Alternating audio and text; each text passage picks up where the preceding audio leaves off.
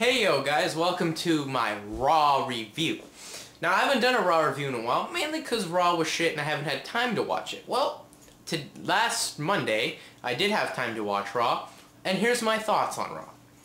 So, we had Mr. McMahon come out and, you know, pretty much him and Coach were just talking, I forget what he was talking about. But anyway, when he came out and addressed the crowd, he just explained he did that angle just to know if the fans liked him. But other than that, you know, we all knew he ended it because of the Chris Benoit death story. So at least he ended that angle. Then he announced there would be a battle royal to find the new Raw GM, and you know, it was really good. I honestly don't know why people were cutting this up. It was a damn good battle royal. It had all these actions. I mean, it had Umaga just going through people, eliminating people left, right, and center. I think there were maybe 40 men at the start. I couldn't tell. I don't think it was 20, as some people are saying. But Umaga eliminated himself along with Brian Kendrick.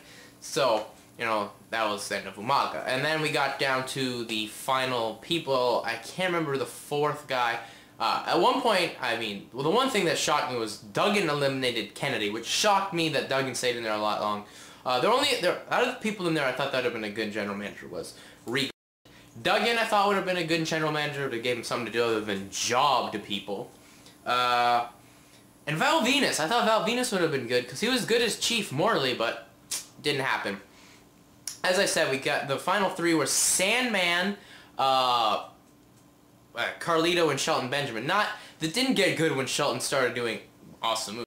It was nice to see Shelton there at the end with Carlito. I mean, that could maybe be things signed to come, but other than that, Sandman eliminates them. We all think Sandman is going to win. You know, I thought it would have been good too. Maybe Sandman, you know, I heard he was getting a push, and I thought it would have been it. But Regal comes out of nowhere, hits him in the back with his boot that he took off from his foot, and eliminates him. And then we have him, you know, which is great. He was great as commissioner, so you know he's going to be damn good as general manager, and I'm just happy to see him there. So that's one positive of Raw right there.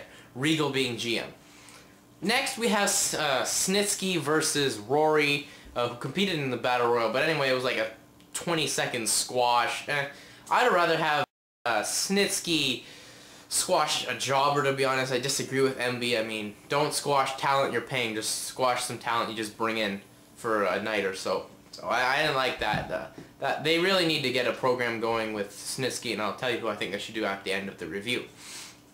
And then after that, we've had some segments, I think, with pretty much Vince McMahon, the U.S. Senate, and their investigation, calling him Barney Fife.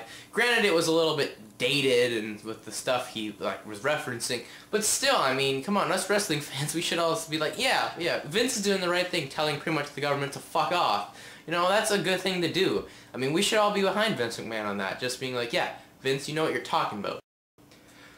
Excuse me. Bless me. Now, after that, we did have Jillian Hall come out and, you know, she had a couple-minute match with, what's her name? Mickie James. Sorry about that. But, yeah, she had her match with Mickie James. I mean, it was a good match, let's just face it, except for the finish, which, you know, Jillian Hall, it was with two of the three divas in my mind who can wrestle for that company, which would be Mickie James, Jillian Hall, and Victoria. Those are the three who I think can only wrestle in that company. So it was a good match. I mean, yeah, who cares if Jillian Hall is going to feud with Lillian? It'll give her something to do. Then the Cabana, where pretty much Cena did the whole thing by himself. To be honest, I didn't watch the Cabana, but I heard it was good, and it set up the match of the main event where William Regal came out and said that he wasn't going to let Orton or Carlito face Cena. He was going to let them pick an opponent. They ended up choosing Umaga. Then we had what happened after that? I think there was another then there's the Kennedy promo, which I thought was kind of stupid. They just came out and was like, yeah, Kennedy, kind of wasted my time. Well, I don't like those stupid little promos and stuff. But then, I think I've skipped something. Can't remember. Comment if I did skip a match or anything. Then let's just go to the main event of John Cena versus Umaga. And these two, I mean, come on. Umaga has been like the best wrestler in WWE. I will not use superstar. He's been the best wrestler in WWE since probably end of July, early, like till now. Yeah. I mean, he has kick-ass match with Jeff Hardy at the Bash, which was match of the night at the Great American Bash. He and Cena have another fantastic match on Raw. Cena can only go against two guys, really. He's only been good against Edge and Umaga. I mean, come on. Umaga did a sweet spinning heel kick. He hit probably the best version of the catatonic he had. I mean, Cena sold that perfectly. Sometimes I think he oversells and looks like he's dead. But hey, Cena sold that perfectly. And it comes down to Cena getting Umaga in the FU after he missed a big splash from the top, or not the FU, the STFU, after he missed a big splash. Orton and Carlito come down, start laying the beatdowns, put Cena in the corner, and they're trying to egg on Umaga to, you know, run him down with his ass. And, you know, Umaga is still groggy, they keep chopping him, and Umaga doesn't like that. Gives a great thrust shot to Orton's throat, and a great side kick by Umaga on Carlito. And you think, and he sets Carlito up in the other corner, and we're wondering who he's going to go run his ass into. And they decided to run it into Carlito, but Carlito got out of the way. Then Regal comes out. Oh, shit, I know what I missed. I'll say that after this. Anyway, William Regal comes out and says, Umaga. Well, I mean, I was going to question the British people how to say that, but most of my friends are British and they know how to say Umaga, so I won't do that. But anyway, other than that fact, you know, it sets up the main event for at Madison Square Garden. Cena and Umaga versus Orton and Carlito. And it'll be a decent match. I just hope it turns out to be decent. But anyway, the best part of Raw, I've got to say, was the dating game. Because it was hosted by Regal, who is fucking hilarious. Your contestants were Duggan, he kind of got boring in it, I must say. I've never ever been a fan of Hacksaw. Ron Simmons, who was funny, but the guy, in my opinion, job in that whole segment was Santino Marella.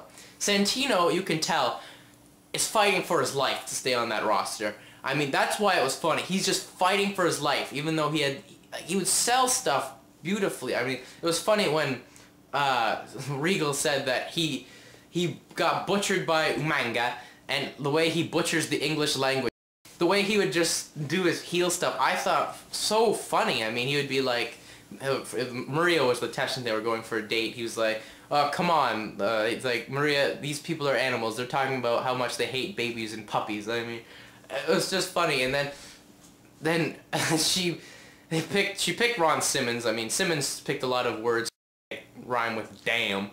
Damn! Oh, sorry, I wanted to do that. But yeah, it was great. And then, you know, Santino was like, you're a creep, to Ron Simmons, that we're gonna leave arm in arm. And then Umaga's music hit, and he was just like, oh, what did you do? And he just sprinted out of there. I don't know what Mr. Shootin' Excellence are talking about, that he had trouble escaping the wall.